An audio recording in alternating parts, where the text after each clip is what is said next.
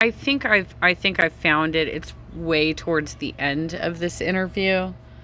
I mean, Rose McGowan has a long history of being transphobic and being bigoted. We can all see this right now because she's trying to use her position right now as being somebody who came out against Harvey Weinstein, which may in fact have been genuine, but based on what she's done with her life over the last 3 years, 3 years, or is it, no, it's 4 years now, you guys. It's 4 years. Part of that is very much her not left leaning. She's right leaning libertarian. That's why I went with L, because it's libertarian. This interview, by the way, is just such a bunch of bullshit, because I knew her my sophomore year in high school, and she's like, I was a moth because I was a cross between a mod and I was a cross between a goth, and I have all this experience. I literally knew her in high school. She was neither of those things. She was like a teeny bopper, and she just hung around the actual goths because she was trying to get in with people. We had a very small school. There wasn't a lot of people to hang out with, and she felt more comfortable trying to hang around the white people than to try and make friends with some of our people of color. But the irony of that is that the person who I'm still in touch with, that she was mutuals with through somewhere around 2003 or 2004, is an Arab American, and he's the one who started sending me these articles about her once she came out against Harvey Weinstein. And she's like, he was like, I'm not sure. He might actually be, he may have transitioned to they, them, because I haven't been in touch with him in a couple of years. And he did change his name on social media. So I'm not sure if I do apologize if I'm misgendering you, because I don't know what's going on. Because the name on the profile has changed, right? So I'm not entirely positive. And we actually had 3 people from Hollywood High who actually transitioned to transgender women, which is so interesting that Rose is this insensitive. She's this insensitive. And we literally had 3 men transition to transgender women who were in our sophomore class, or relatively like nearby grades, that this happened at Hollywood High. But okay, so obviously anybody who's doing interviews, I hope RuPaul really rethinks like how he platforms people, because he gave her this platform and she completely made it out like she's a leftist, and she totally isn't. So she is trending on Twitter right now because she did a press conference with Larry Elder, who is an incredibly far right-wing talk show radio host who's trying to get Gavin Newsom recalled right now. And Rose McGowan is one of these libertarian conspiracy theorists who is propagating the anti-Semitic lizard people shit. And it took a lot of us a long time to figure it out, because she was tapping into this whole Me Too movement, making it sound like she was being a champion for women. And very shortly after she did that, she started attacking transgender women. And she has been ever since. Like, she never made up for it. She keeps doing it over and over again every couple of months. She keeps sticking her foot in her mouth.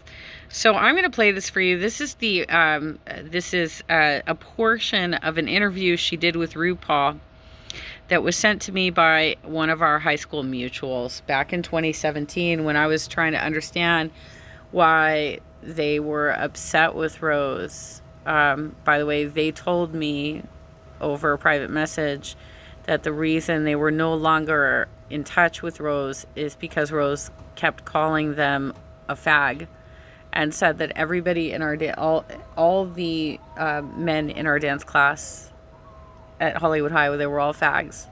That apparently she kept using that word over and over again. Very sad, very sad. But that's what she does. That's why she's making the news today, is because she is really that horrible and disgusting. And I hope RuPaul really rethinks, like, where he's going to offer platforms to people. And I don't know, is RuPaul they? I'm not sure. I'm sorry if I'm misgendering you. I really do try and figure these things out, but like oftentimes I don't figure this out in advance. So RuPaul they, I hope that you in the future do a little bit more vetting on your guests before you platform them. So here goes. Down so much, there's not much left to go. Yeah. There's not that far. And because, they get these guys straight out of USC. They do one short film that's at Sundance, then they get hired to do like Fantastic a $100 Four. million movie. And these guys are not developed as artists or human beings. And they're making, again, thought for the world. And they have a real narrow perspective. But you realize too that Hollywood doesn't have a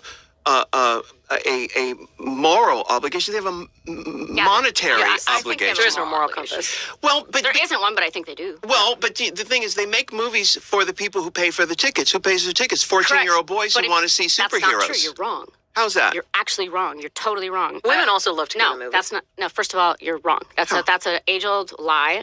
Statistics: it's women that go drive box office. It's girls that take their boyfriend or their girlfriends or whomever. Boys are downloading it illegally on BitTorrent. They're not buying these tickets. That's the great fallacy. They think it's all 14-year-old boys. That's not who's You go to a movie theater, women are there. It's not boys. So they're women just go to, there's 23% of speaking roles on screen last year are women. That's it, 23%. And you imagine now how those women are portrayed by these dudes.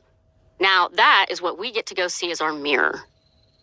Now, how offended were you a long time by gay portrayals in movies in mainstream shit, right? I'm Samantha Stevens. I saw it all as bullshit, and I never took it seriously. No, I never took it seriously, and I never looked to movies I think or TV. a lot of kids, I noticed a lot of kids that were runaways too, and they were like newly out and got kicked out and all that crap, which is beyond a nightmare. But, I was that way too, but for various reasons. I'm going to pause right here because when Rose was going to high school with us, she kept telling us that she was living with her agent.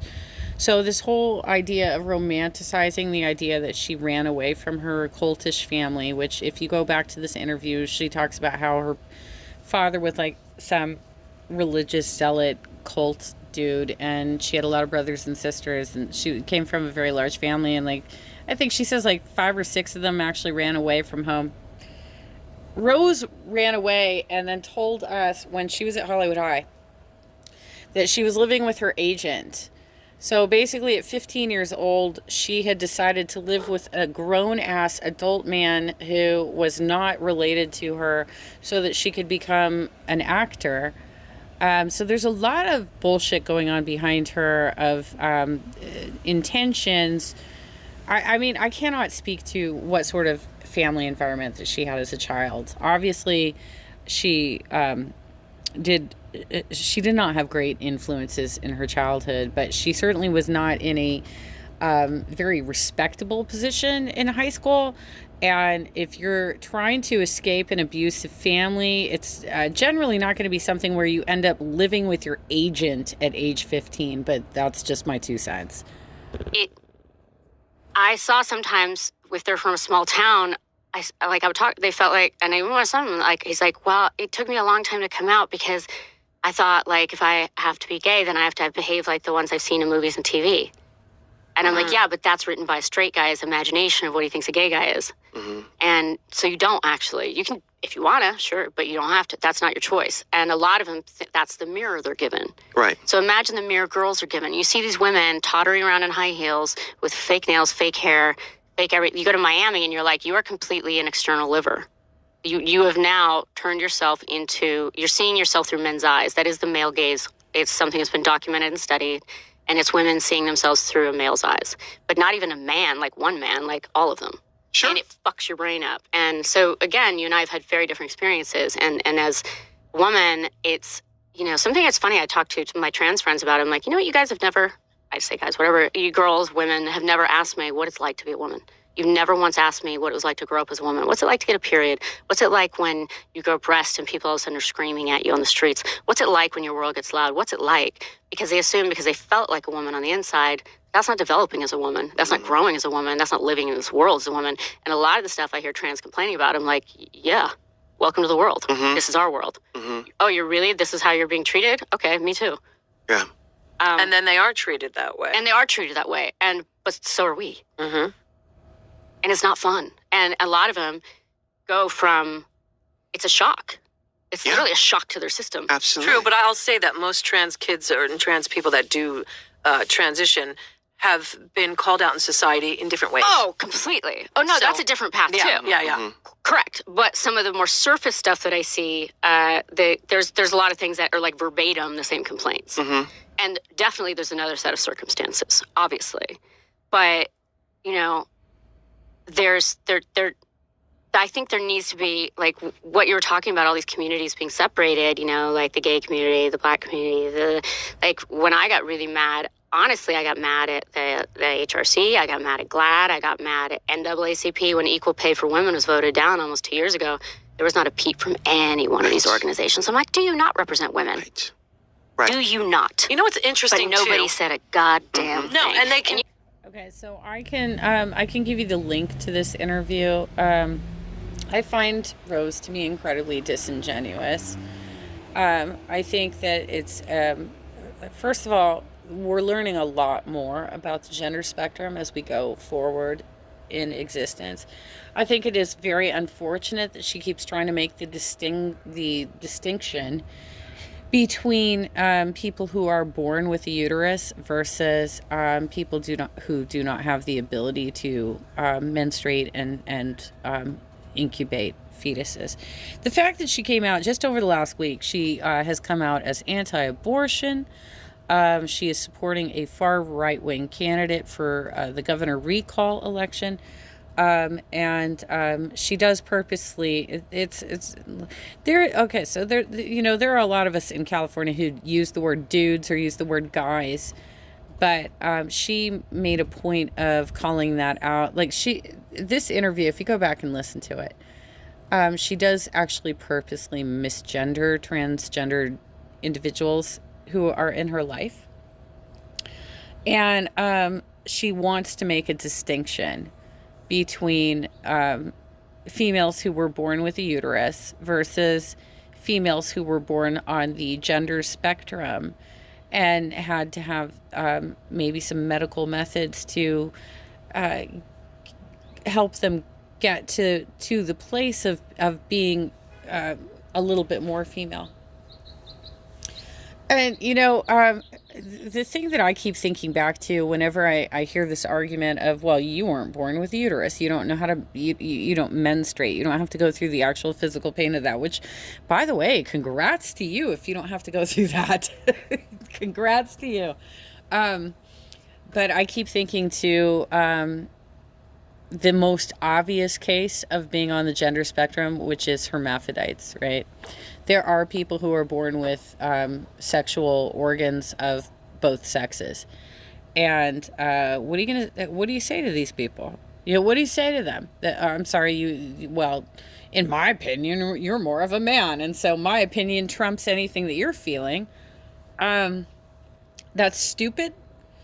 And this, what I'm seeing today on social media this week and everything, and the amount of support for white supremacists, for Nazis, for bigoted individuals, for the anti-Semitic messaging and everything else that's going on, it's really disgusting to me, and it makes me very sad that this is where we are in the American dialogue right now. And Rose McGowan, really, I mean, if anybody should be canceled, she should be absolutely canceled.